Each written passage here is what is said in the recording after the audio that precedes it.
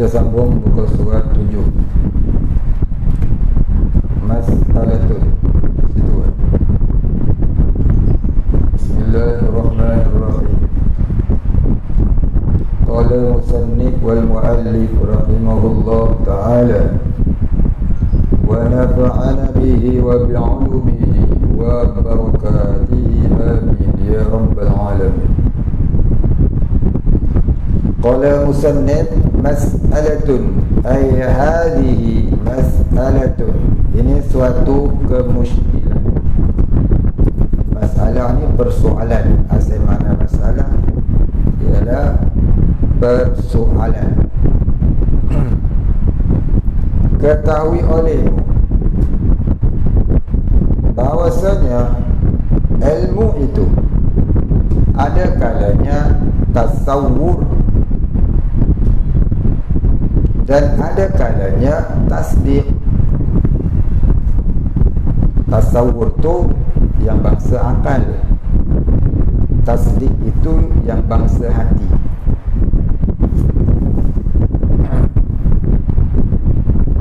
Maka makna tasawur itu mendapat kejadian sesuatu dengan tiada dihukumkan atasnya dengan nafi atau isbat. Titik. Baik, kata dia, maka makna tasawur itu mendapat, yakni dipaham akan kejadian suatu itu, yakni dipaham akan sesuatu perkara itu.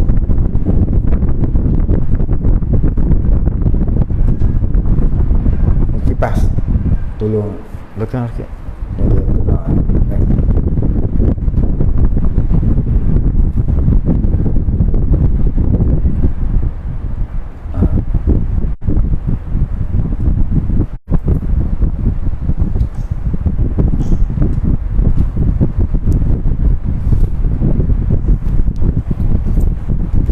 Baik, kita sambung tadi. Maka makna tasawur itu mendapat kejadian sesuatu, yakni dipaham akan sesuatu perkara itu dengan tiada dihukumkan atasnya dengan nafi atau isbat, yakni tidak perlu kepada penafian dan pengakuan. Ya, perkara yang tak dihukumkan dengan nafi ataupun isbat. Seperti kita tasawurkan makna alam, yakni kita fahamkan pengertian alam. Macam mana kita fahamkan makna alam ini? Iaitu makna alam ini tiap-tiap yang maujud, yang lain daripada Allah. Senang tak faham? Selain pada Allah semuanya alam. Mudah faham? Payah? Payah kena pergi terjun lembung. Payah? Mudah kan? Allah itu Tuhan, selain Tuhan itu alam lah. Mana duduk tengah-tengah? Dia bukan Tuhan, dia bukan alam. Duduk tengah-tengah. Tak ada. Ya? Kalau tidak qadim, dia itu muhdas. Kalau tidak dia itu yang qadim, dia itu baru. Kalau dia bukan Tuhan, dia itu alam. Kalau dia itu alam, dia bukan Tuhan. Maka bodohlah orang yang menjadikan alam sebagai Tuhan, menjadikan berhala sebagai Tuhan, menjadikan harta sebagai Tuhan. Kadang-kadang orang tak menjadikan harta sebagai Tuhan, tetapi dia mementingkan harta lebih daripada mementingkan Tuhan. Itu bermakna dia tu tidak ada akal. Dia tidak ada akal. Tasawurnya rendah, low class. Tasawur yang rendah, akal yang rendah. IQ yang pendek. Ulun cari dunia. Orang-orang kafir tu yang kaya-kaya tu, kaya ke tak kaya ke rupa je lah. Kafir ni semua yang pendek akal. Tapi kita orang Islam ni suka terpegun dengan orang kafir yang kaya-kaya. Pasal apa? Pasal kita pun pendek akal juga. Tapi kalau orang yang panjang akalnya, dia akan mengingatkan hatinya. Qala Allah Ta'ala wala tamuddanna 'ainaika. Nampak tu? Allah Ta'ala kata, jangan kamu terliur, jangan kamu terpesona apa yang kami berikan kepada mereka itu kafirin. Semua tu adalah fitnah sahaja ke atas mereka. Ya, bala je, musibah ke atas mereka sahaja. Baik, kita sambung tadi. Itu cerita sikit tentang akal dan penggunaannya. Jangan tak reti nak guna akal, tapi hakikatnya inayah Allah juga, tolongan Allah. Kita yang nak main mengaji ni tolongan Allah, bukan kehendak kita pun. Hakikatnya itulah. Hakikatnya Allah yang pilih. Allah pilih kamu semua ni belajar. Allah pilih antum semua ni belajar agama. Maka syukurlah nikmat itu. Jangan main-main dengan nikmat keinginan mendalami ilmu yang Allah Ta'ala kurniakan ke dalam tasawur kamu. Nabi kata, wa man yuridillahu bihi khaira yufaqihu fid-din. Sesiapa yang dikehendaki oleh Allah Ta'ala menjadi baik, maka diberikan pengetahuan, kepahaman di dalam agama.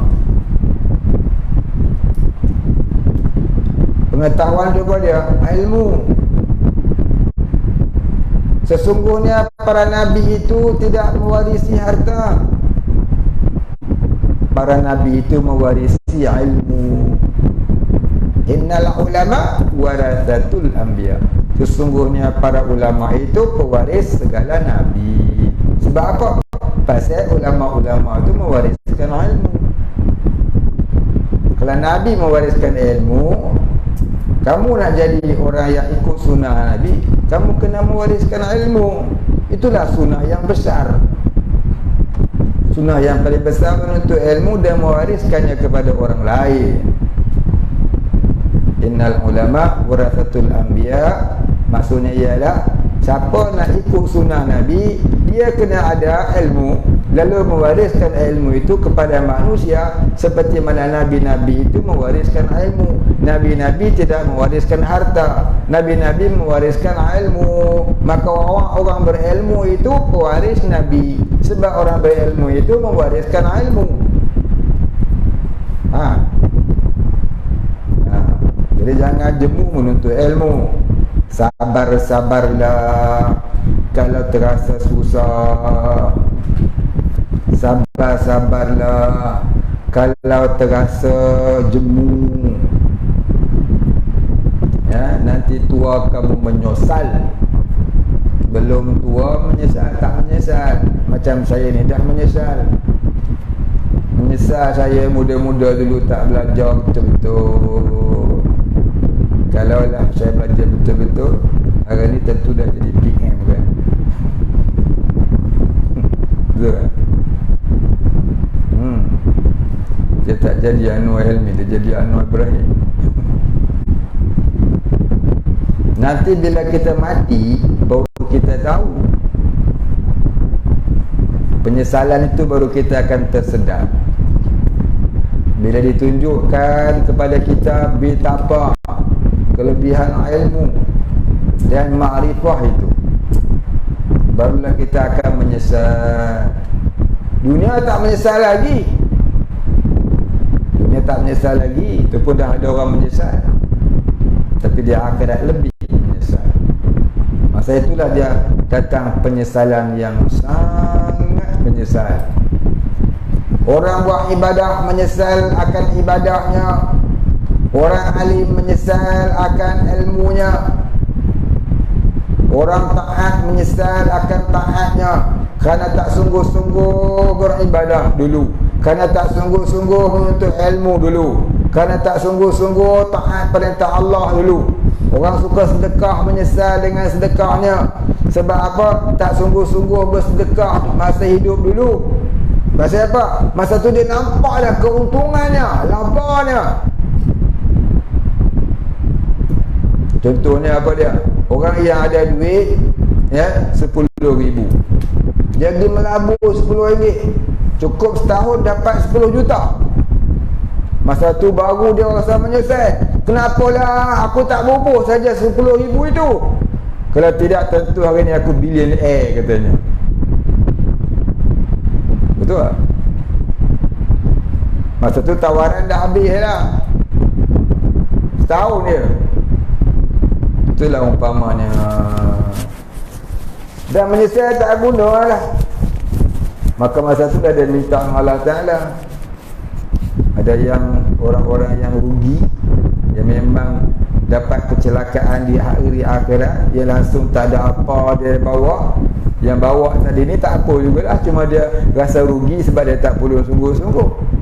Akhirnya dia masuk syurga juga. Tapi yang langsung tak bawa apa tadi ni, yang dia nampak tu ialah azab demi azab, seksa demi seksa. Masa tu dia minta tolong dengan Allah.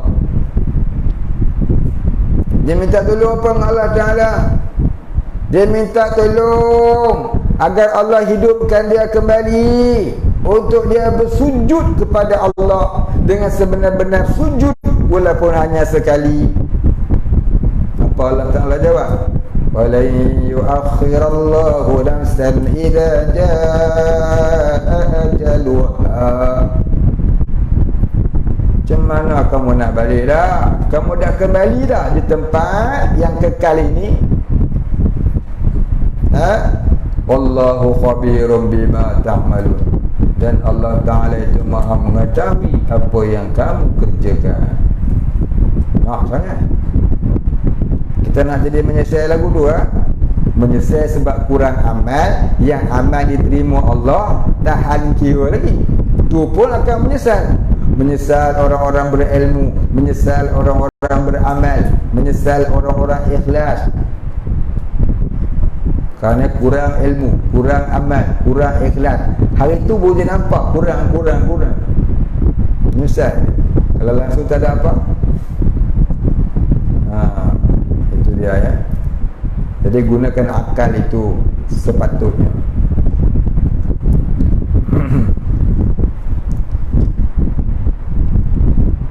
Percaya dengan janji Allah. Bila kita mencari Allah, Allah janji, wa nahnu narzuquka, kami beri rezeki pada kamu. Allah janji, tak percaya.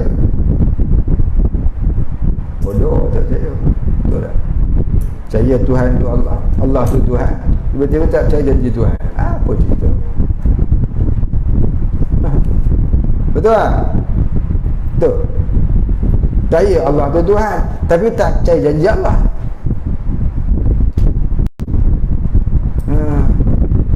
Dia percaya Allah tu Tuhan, kena percayalah janji Allah.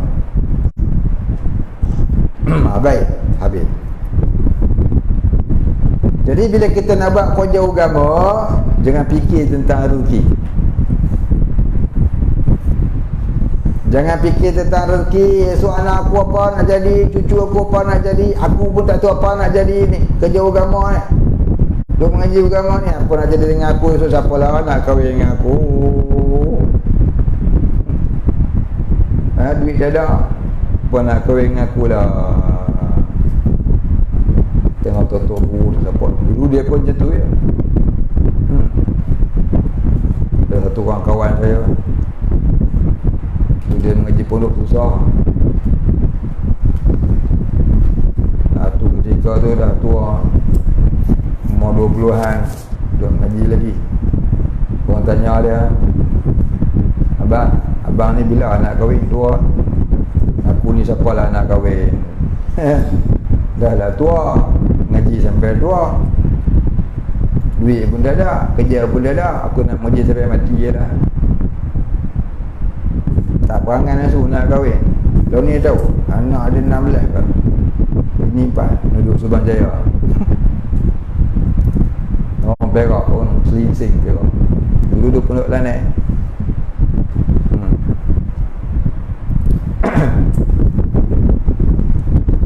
Baik, tu tak ada orang nak, bini 4 dah ni. Dulu mengaji tak fikir langsung. Masa umur 20-an tak fikir langsung nak kahwin. Dia fikir nak mengaji je. Dia fikir dengan aku ni susah, siapa nak kahwin je. Allah Jadi mengaji apa, jangan fikir kahwin. Mengaji je, cara redha Allah. Keampunan dan keredaan Allah. Rezeki Allah Ta'ala janji, wa nahnu narzuquka, apa jangan fikir langsung buat rezeki. Orang fikir rezeki ni orang bodoh sebenarnya. Orang fikir rezeki ni macam mana lah nak kumpul duit banyak ni, bodoh sebenarnya, ya. Sama ada dia kerja ke dia tak kerja ke, dia beribadah ke dia tak beribadah ke, dia fikir macam mana nak kumpul rezeki tu kerja bodoh. Lepas tu kita kena mengaji, baru kita tahu, oh ini teori beragama, nak praktikalnya lagu tu. Teori hidup beragama ni kena begitu, teori hidup bertuhan tu kena begitu. Jangan fikir urusan yang Allah telah uruskan. Kamu fikirkan apa urusan yang Allah suruh kamu uruskan. Nescaya dirimu terurus tanpa perlu kamu uruskannya. Baik. Ini nak ganggu urusan Allah buat apa? Janganlah kita pandai pada Allah Ta'ala.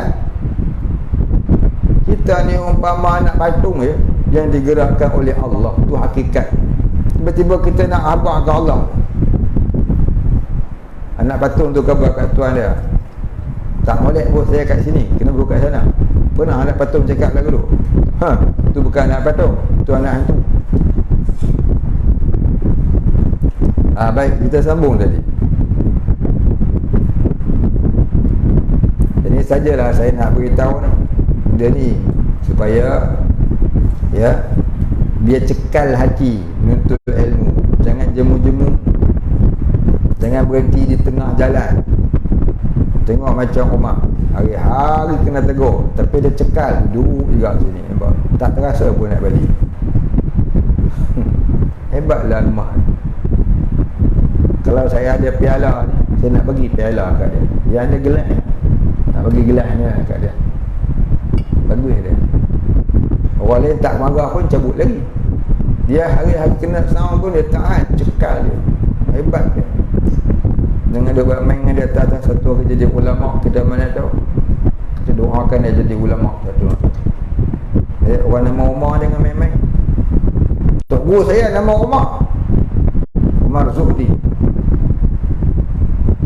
seorang wali Allah, meninggal tahun 1994. Tok guru Pondok Lanet.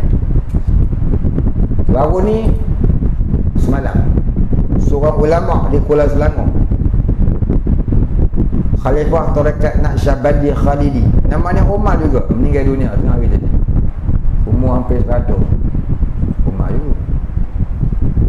Sekarang seorang sahabat saya, ustaz saya juga, nama Umar, dia buka pondok di Kedah.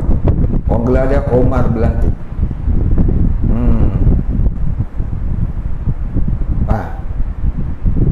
Jadi kami dengan nama Umar ni, berkat nama Umar Al-Khattab barangkali ya. Kita tengok Umar, apa kata apa kat dia, sambung. Betul tak? Ya? Angguk dia. Allah nak ubah satu orang ustaz ya. Allah nak ubah orang pandai jadi bodoh satu saat ya. Sekejap ya, satu saat, satu lahzah ya. Allah nak ubah orang bodoh jadi cerdik pun satu lahzah ya. Kalau Tuhan nak Faham? Baik. Berapa ramai orang yang dulunya macam lain, sekarang macam lain, kita tengok tak sangka dia. Betul tak? Jangan sampai terbalik piang. Rabbana la tuzigh qulubana ba'da idh hadaitana. Jangan lupa doa tu, hari-hari baca. Hari-hari baca. Faham? Jangan sampai kita terpaling hati daripada hidayah yang Allah kurniakan. Baik. Sambung tadi.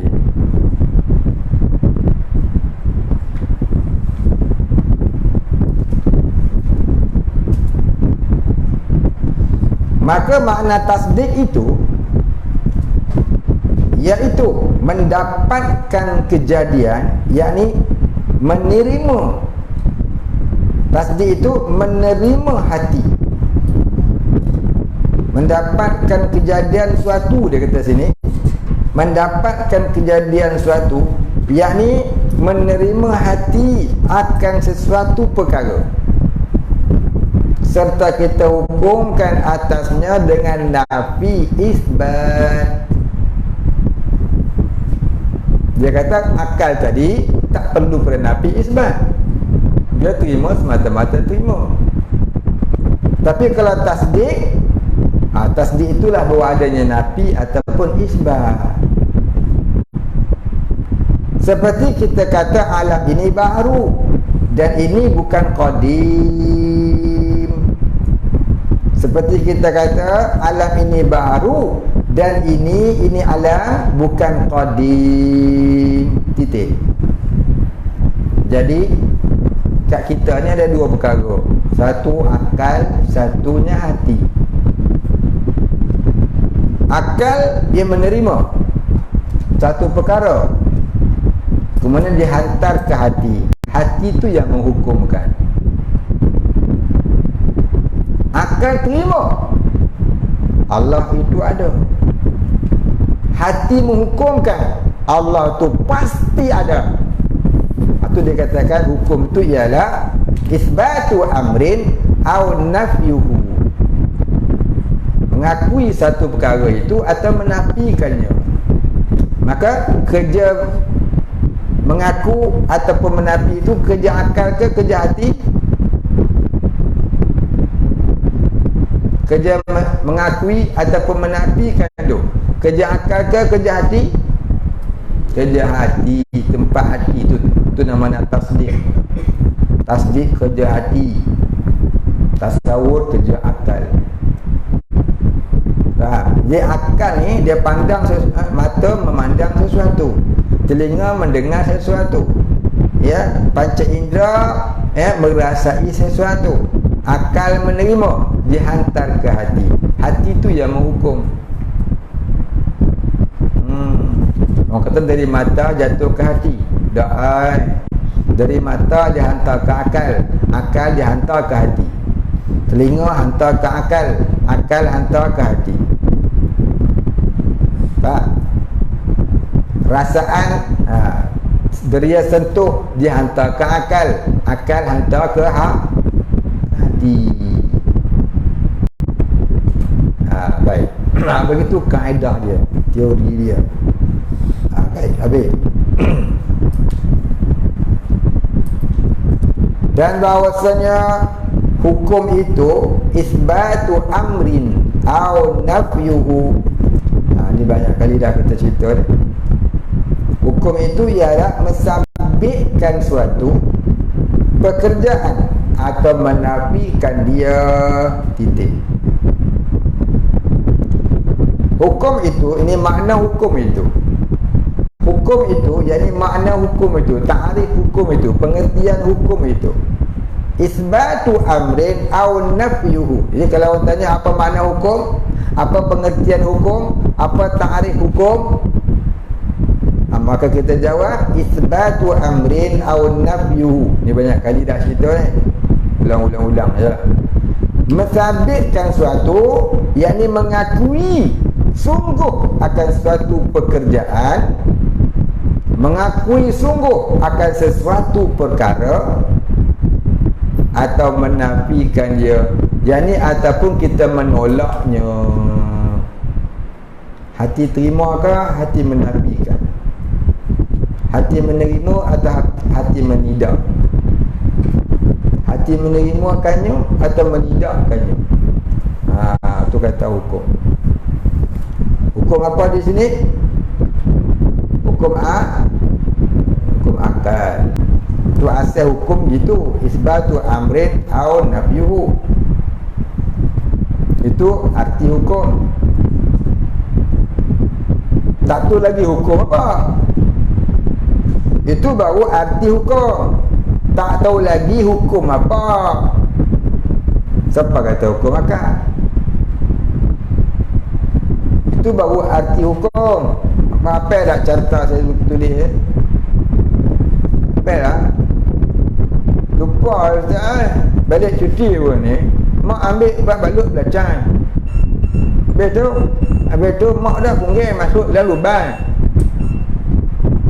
Habis tu lupa api. Maaf dah cakap tu. Tak faham.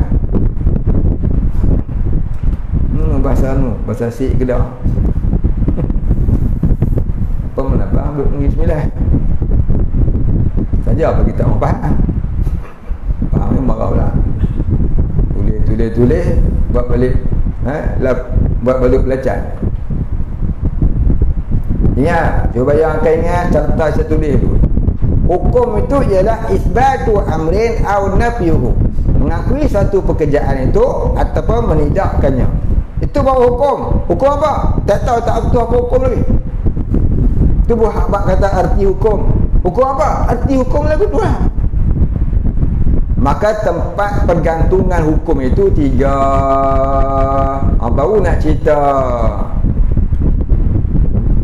Apa dia tempat pergantungan hukum? Tempat muta'allaq hukum. Ada 3. Apa dia? Hukum akal, hukum syara', hukum adat.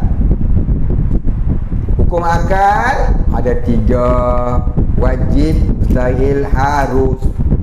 Hukum syara' ada 5. Wajib, sunat, haram, makruh, harus.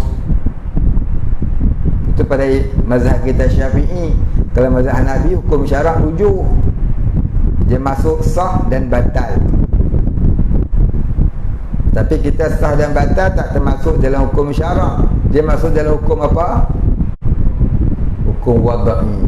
Sebab ada seorang sebut, tidak semua boleh kena ketuk tampi 500 kali bawa treatment tadi.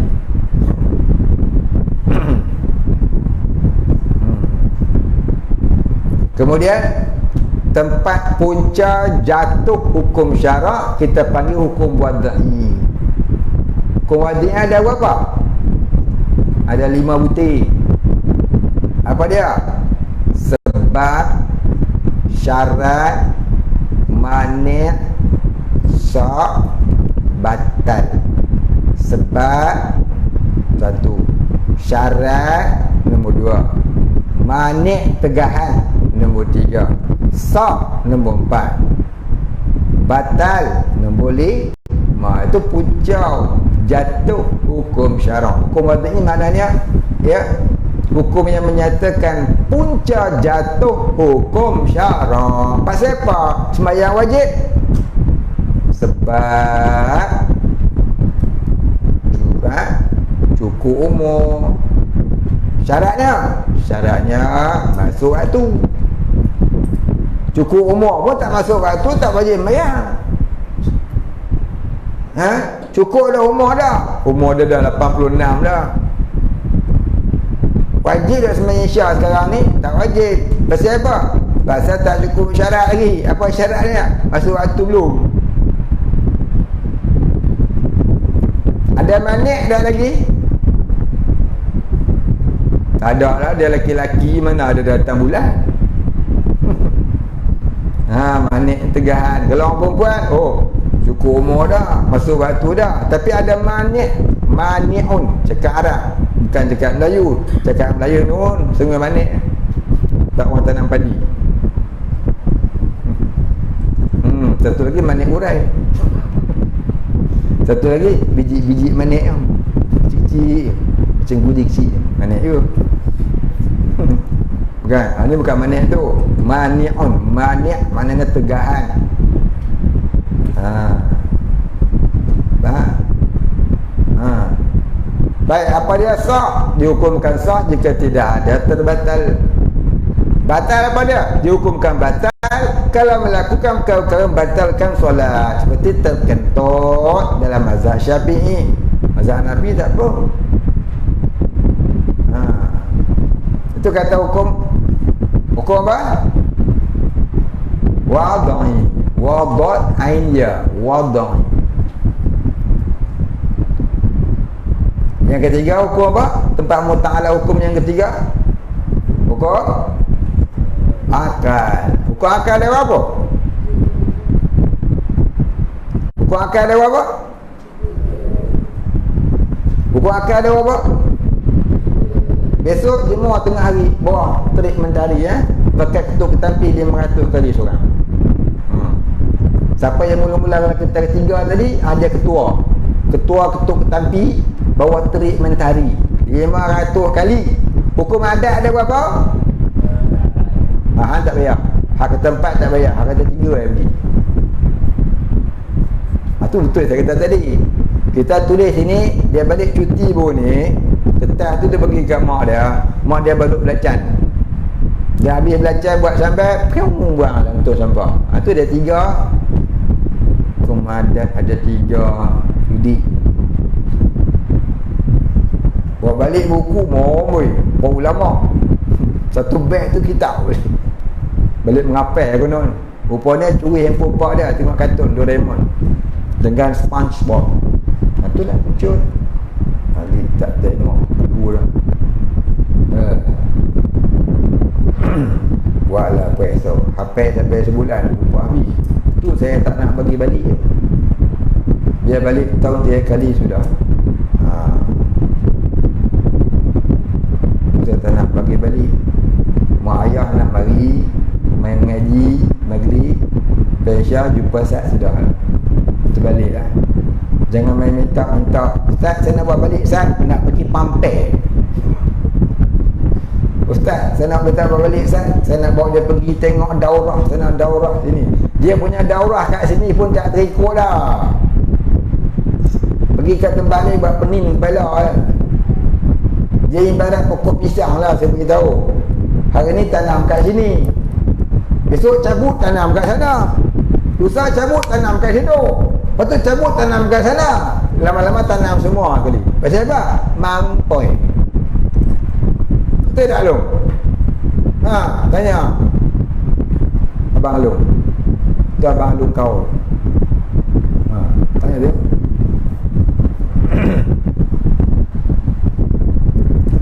Jadi kalau kita sayang ilmu, nak besar ni, usah baliklah kalau tak cuti. Kalau ayah kata jom tepi sana sini, nanti dulu ayah belum cuti. Kita dah bagi dah izin sebulan sekali untuk outing, cukuplah tu kan. Hari lain tu tengoklah siap kat dia orang nak ngaji. Lupa habis tengok. Lupa tak? Hukum adat 3. Sebab dia tak kata 3 pula. Hukum adat ada berapa? Apa dia? Ada dengan ada, tiada dengan tiada, ada dengan ada, tiada dengan tiada, ada dengan tiada, tiada dengan ada. 4 kan?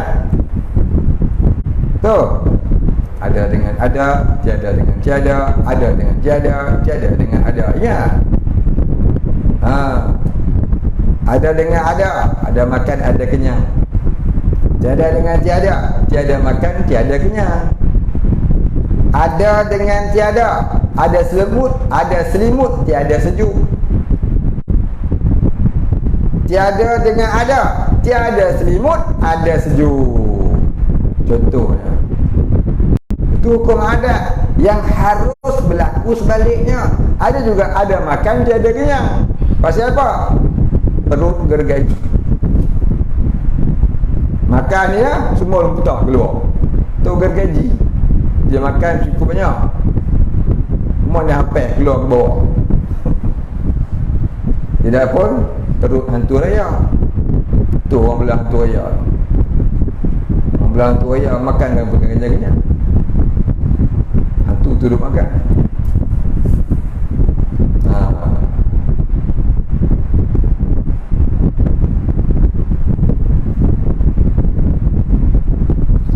Baik, habis itu dia dah hukum. Dan baik, faham oleh apa makna hukum, berapa tempat pergantungan hukum. Faham oleh semua yang disebut tadi. Sebab kata Imam Haramain, siapa tak faham tu mengenai hukum ini, bermakna dia tidak ada akal. Orang tu tak ada akal. Kalau tak faham 3 hukum ini. Jadi carta tu kena ingat sentiasa. Kalau terlupa, maknanya tak ada akal. Maknanya tidak ada akal. Bukan saya kata. Siapa kata? Imam Haramain, bukan Imam Masjid Negara. Baik, habis.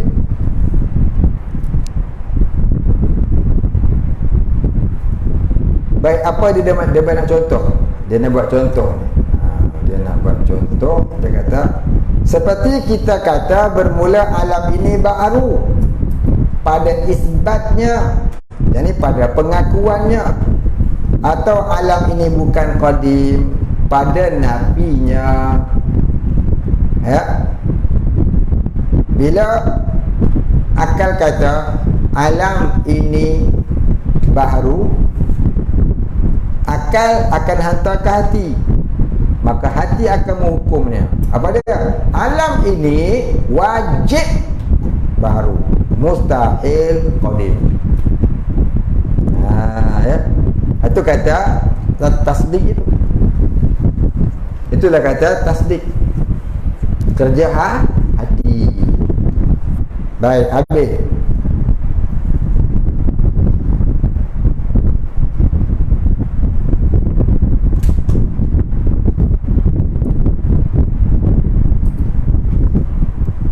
Baik, tunggu saat itu.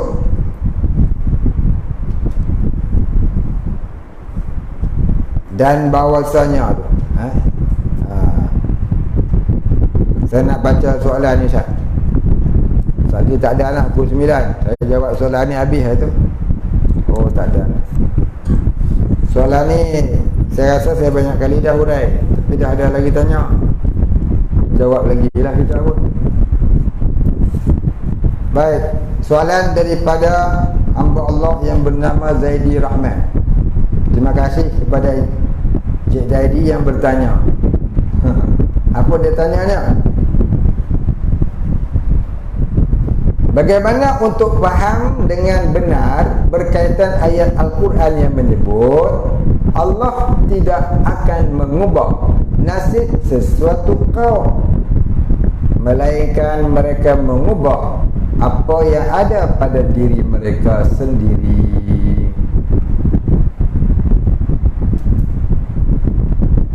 Terima kasih. Baik, ayat ni, makna ayat ni kita selalu baca, innallaha la yughayyiru biqaumin. Baik, Allah tak mengubah nasib satu kaum, melainkan kaum itulah yang mengubahnya sendiri. Banyak kali dah saya hurai ayat ni. Dulu orang politik pun mempersendakan ayat ini.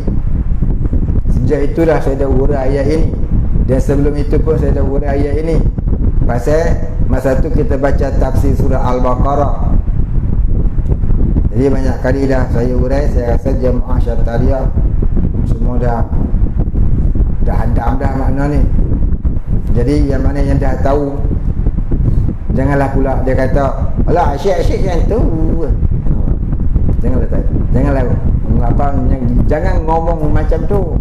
Tak boleh. Jadi ilmu ni dah orang tanya kita jawablah ya. Jadi yang tahu dibuat sebagai ulang kaji. Yang belum tahu dibuat ilmu pengetahuan. Begitu. Jadi yang belum tahu tu begini. Zaman Nabi dulu, ya, zaman Nabi Musa,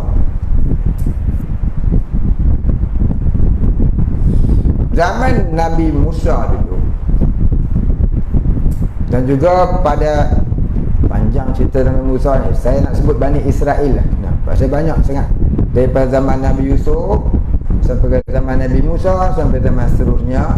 Saya nak ringkaskan, kita sebut Bani Israel. Zaman Bani Israel dulu, bukan Nabi Israel ya, Bani Israel. Nabi Israel ada? Nabi Israel ada tak? Nabi Israel? Tanya siapa ni? Nabi Israel ada? Nabi Israel. Dia kerang. Nabi Israel ada tak? Ada kan? Siapa Nabi Israel?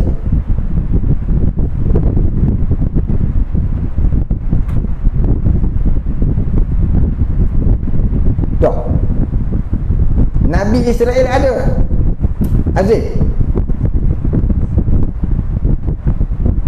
Tak tahu.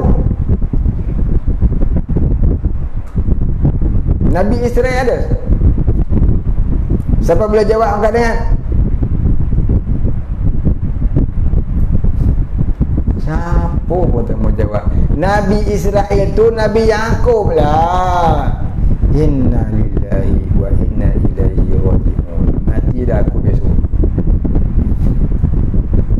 Pasal apa banyak kali sebut lah. Tu dah kata Alah. Dah tanya tengok dah ni. Jangan kamu kata alah. Ni ada ni tu alah soalan tu. Siapa yang rasa dalam tu hati? Angkat tangan. Tak mau angkat tangan tu ya. Oi. Jangan duk pelakeh awak tanya. Kan dia tak dapat jawab. Dengar tepek. Nabi Israel itu Nabi Yaqub. Allah gelarkan Nabi Yaqub itu Israel, ketua pejuang agama Allah maknanya. Maka anak-anak keturunan Nabi Yaqub ini, anak-anak dan keturunan Nabi Yaqub ini dinamakan Bani Israel. Bani maknanya anak-anak atau keturunan.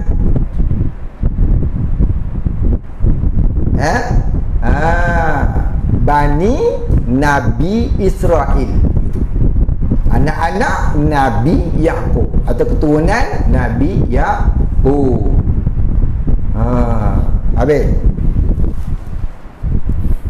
Nabi Ibrahim melahirkan Nabi Ishaq. Nabi Ishaq melahirkan Nabi Yaqub. Nabi Yaqub melahirkan Nabi Yusuf. Antara anaknya nama Yahuda. Ingat kan? Ingat? Jadi anak-anak dan keturunan Nabi Yaqub itu digelarkan Bani Israel. Nabi Yaqub sendiri Nabi Israel. Pasal dulu ada orang kata, mana ada Nabi Israel? Bani Israel lah. Itulah istilah tapi baik. Ada tu Israel yang dekat Palestin tu, itu lain lah. Itu namanya Ciplakon. Itu namanya klon. Memanglah orang Yahudi juga, tapi dah sesat, lagi menyesatkan. Ni nak cerita orang Yahudi dekat Israel sekarang ni. Mana mai depa ni. Baik, dengar boleh. Yang dah lupa dan yang belum tahu, yang dah ingat tu ya boleh tidur. Baik. Allah Subhanahu wa taala telah menurunkan seorang nabi namanya Nabi Yaqub yang digelarkan Israel. Maka sahlah kita kata namanya Nabi Yaqub ataupun Nabi Israel. Sebab saya itu gelaran Allah telah beri pada Nabi Yaqub. Maka anak-anak dia digelarkan Bani Israel. Banyak disebutkan dalam Al-Quran, ya Bani Israel. Bukan? Siapa tak pernah jumpa dalam Quran? Tak pernah jumpa. Tapi yang jumpa apa dia? Yang jumpanya ya liberal wal plural.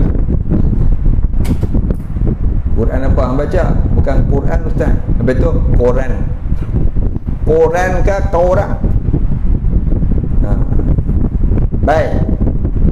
Jadi daripada Nabi Yaqub itu lahir nabi-nabi yang dinamakan Bani Israel. Dia ceritakan ya Bani Israel ni adalah golongan yang beriman. Bani Israel ni asalnya golongan yang beriman dengan Allah Ta'ala.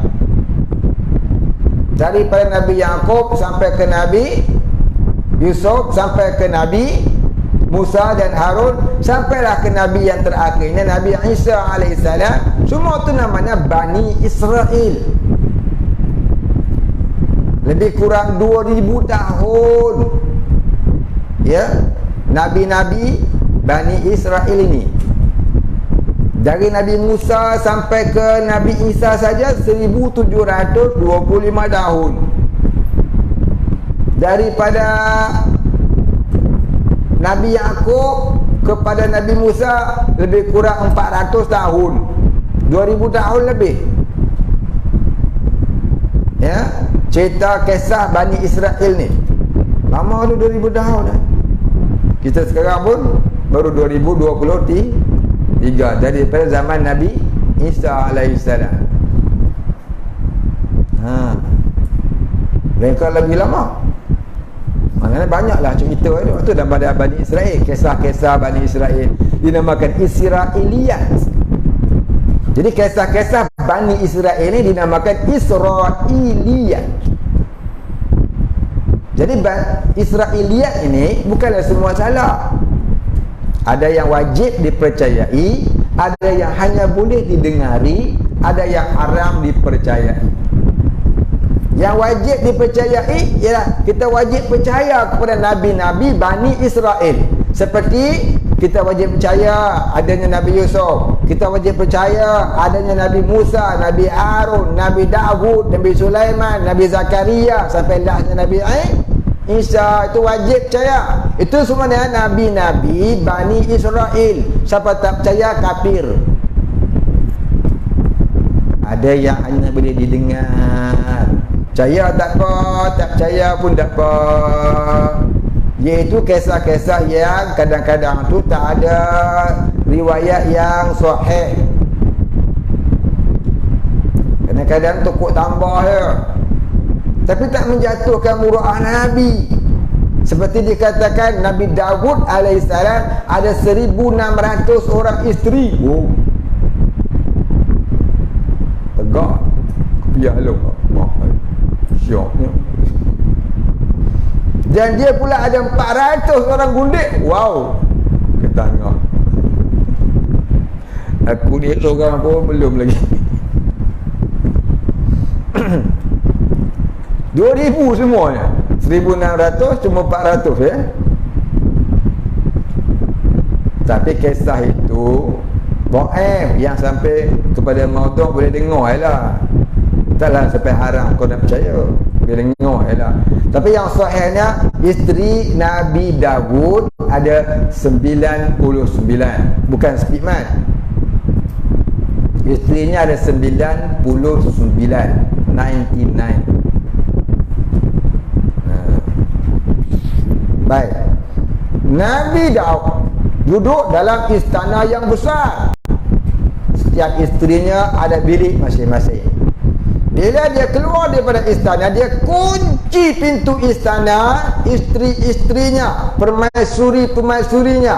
Sebab apa? Nabi Dawud seorang suami yang amat cemburu kepada isteri. Pasal apa? Suami tak ada cemburu kepada isteri, itu namanya dayus. Ad-dayus la yadkhulul jannah. Jantan dayus tak masuk syurga. Maka jangan dia kata, oh kongkong bini. Itu perkataan tak cerdik sebenarnya. Jadi isteri yang tak mau lelaki jadi dayus, tolonglah suami. Tolong lagu mana? Ada agak-agak lah, benda tu agak-agak boleh menjadikan suami dayus, minta izin dah dulu. Boleh tak saya nak pergi kedai bang, nak beli sayur? Boleh tak saya nak pergi kedai bang, nak beli coklat? Coklat apa? Coklat Hex. Apa itu Hex? Hanya aku cipta kau seorang. Laki dia kata, pi lah. Tak apa, pi lah. Kalau kata jangan, jangan. Ya sudah, tak apalah, lain kali. Jangan pula tarik muka 14. Kata-kata jangan, turun no. Tidur pun kat atas sofa, tak tidur tak katil. Pasal apa? Ngapa? Itu jadi nusyus pula. Tak jantan tu dayus, hatinya pula nusyus. Tengok tu cerita Nabi Daud ni. Kalau orang kata, oh dia tu cemburu lelaki dia, tengok cerita Nabi Daud. Baca dah Nabi Daud, buka kisah surah Anbiya, kisah Nabi Daud alaihissalam. Tiap kali dia nak keluar pada istana, dia pastikan semua permaksurinya ada dalam istana, dia kunci pintu tak bagi keluar. Pasal apa? Jaga syariat. Dia cemburu kerana jaga syariat. Dia takut dia tu tak masuk syurga. Pasal apa? Biar bini. Jaga-jaga ni orang lelaki-lelaki banyak masuk neraka pasal tidak cemburu kepada isterinya, bersembang dengan lelaki-lelaki ajnabi, berkawan dengan lelaki-lelaki ajnabi, berfacebook dengan lelaki-lelaki ajnabi, berwhatsapp, berasak-rasak dengan jantan kelepih. Jaga-jaga. Ini bukan masalah cemburu buta, ini hukum syarak. Faham tak? Ya, Aisyah radhiyallahu anha, isteri Nabi kita Muhammad, nak bercakap dengan sahabat pun dia duduk di balik tabir. Bukan duk cokoh kat luar pintu. Sedangkan masa tu Rasulullah dah tiada. Rasulullah sudah wafat, tapi dia masih jaga. Dia seorang bekas isteri Nabi. Jaga. Yang sikit-sikit dia kata cemburu buta tu. Sudah dia suruh dia. Cemburu buta, dengar ni. Tak habis kisah ni. Tu tak nak cerita lagi, ni pun nak cerita bab ni. Tengok boleh, sambung. Jadi asal-asal Bani Israel itu beriman kepada Allah Ta'ala. Dari keturunan daripada Nabi Yaqub alaihissalam. Anak-anak dia ada 12 orang, semuanya beriman kepada Allah Ta'ala. Salah seorangnya Nabi Yusuf alaihissalam, Nabi lagi Rasul. Dan seorang anaknya Bunyamin, Nabi tapi tidak Rasul. Dan seorang anak lelaki sulungnya namanya Yahuda, yang akhirnya digelarkan oleh orang Kipti Mesir namanya Yahudi. Dibangsakan kepada keluarga besar itu Yahudi, ambil sempena nama Yahuda. Bila dia ambilkan gelaran itu? Bila Nabi Yusuf dah jadi menteri besar di Mesir, dia bawa semua keluarga dia hidup Mesir. Semuanya beragama Islam. Semuanya adik-adik kepada Yahuda. Yahuda ni anak sulung Nabi Yaqub. Maka orang Kipti Mesir menggelarkan mereka itu keluarga Yahudi. Keluarga Yahuda. Kalau bahasa Arab ni dia boleh tambah ya nisbah. Yahuda jadi Yahudi. Maknanya keluarga Yahuda. Dia sebutnya Yahudi, maksudnya keluarga Yahuda. Akhirnya anak-anak cucu dia pun digelarkan Yahudi. Yahudi sampailah zaman Nabi Musa, Yahudi juga sampailah ni. Itu nama Yahudi. Jadi asalnya Yahudi ni mukmin ke kafirin? Mukmin. Sekarang ni Yahudi kafir ke mukmin? Ha? Ha? Kafirin kebanyakannya. Ada juga yang mukmin tapi tak banyak. Zaman Nabi dulu, masa Nabi dah Islam ke orang Arab, ada juga orang Yahudi masuk Islam tapi tak ramai. Tak sampai pun 100 orang. Kata setengah riwayat cuma belas-belas orang sahaja. Antaranya ialah Ka'ab al-Ahbar.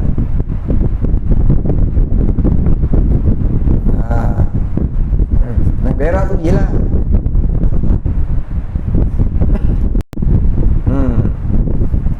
Jadi ya, dengan boleh asal-asal orang Yahudi tu mukmin, tapi hari ni mereka dah jadi kafirin kebanyakannya.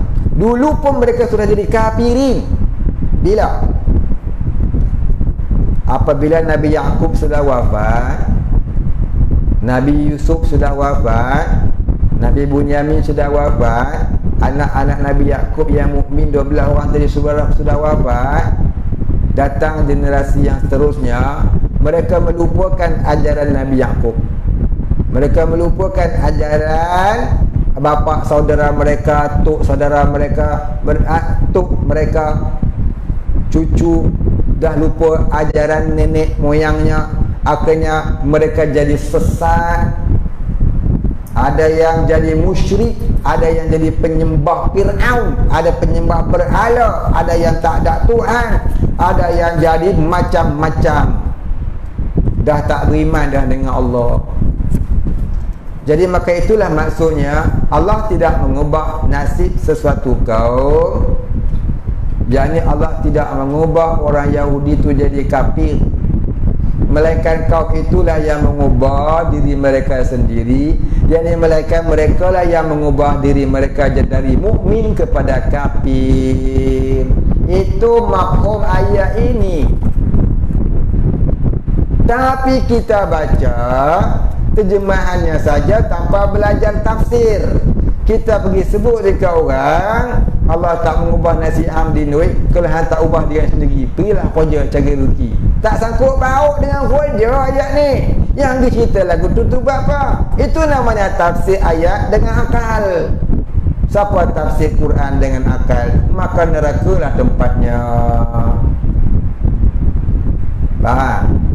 Sila rujuk tafsir Ar-Razi. Tak ada tafsir Ar-Razi, rujuk tafsir Jalalain. Tak ada juga rujuk Al-Baidawi. Tak ada juga kita tanya mufti. Senang cerita. Jangan tafsir pakai akal. Apa nombor mufti? Catat. Catat. Nombor mufti 007. Dah. Kat tu ya nombor dia. Sambung cek sini. Habis ya? Sekian yang bertanya. Begitulah maksud kata mafhum ayat tadi. Jadi jangan suka-suka untuk sebut ayat ini, sebab nak marah korang, suruh dia pergi kerja, dia sebut ayat ni. Jadi tak boleh kita sebut ini kepada orang atas jalan yang sebaliknya daripada mafhum yang asal. Ada dua sebab.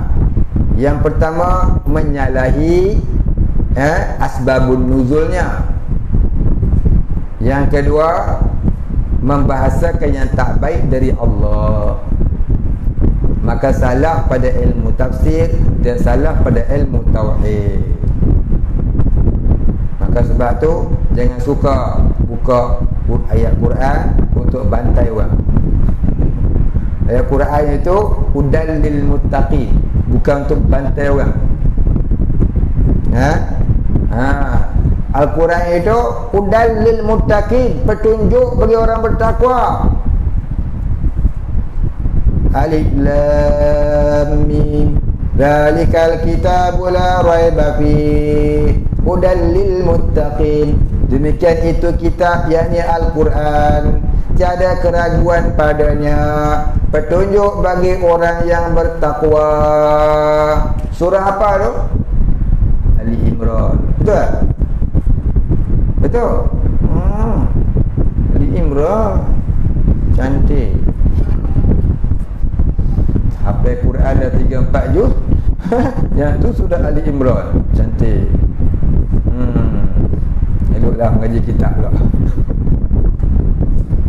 Tak jadi sambung hafal Quran lah. Mengaji kitab lah pula. Surah apa? Surah itu kan? Al-Baqarah. Ayat berapa? Oh.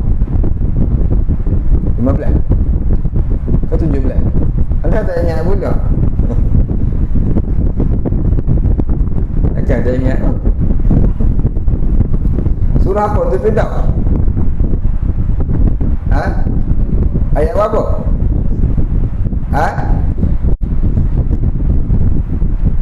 Ayat yang saya baca tadi ayat 1 sampai 3. Ya betul. Tu dah mesti tak hafal tahlil. Suruh hafal tahlil tu nak hafal tu lah.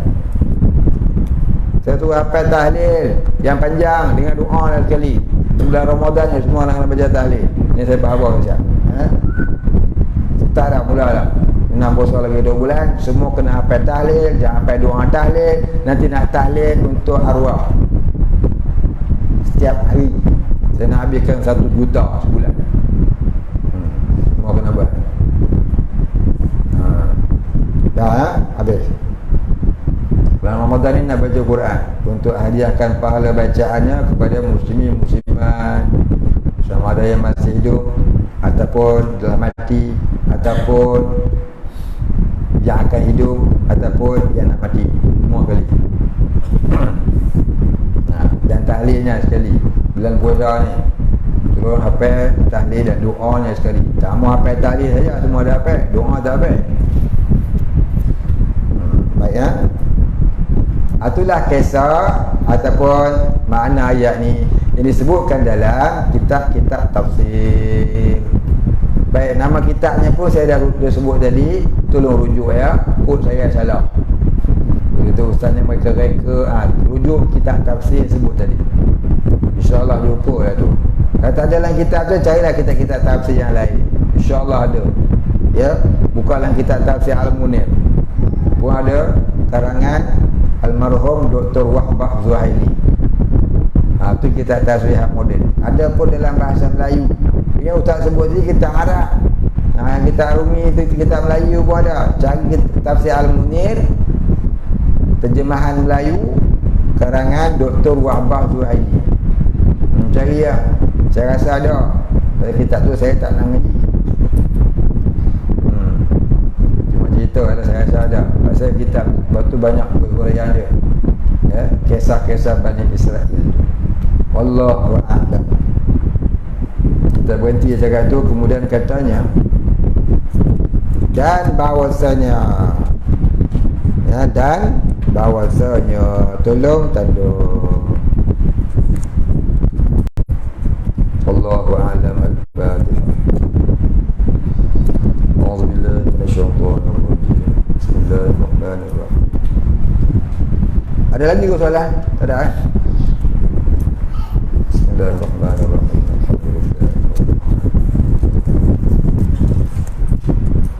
Iyyaka na'budu wa iyyaka nasta'in.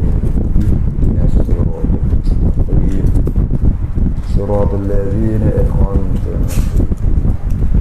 'alaihim ghairil maghdubi 'alaihim waladdallin. A'udzu billahi minasyaitonir rajim. Bismillahirrahmanirrahim. Alhamdulillahi rabbil alamin. Wassalatu wassalamu ala asyrafil anbiya'i wal mursalin wa ala alihi wa sahbihi ajma'in.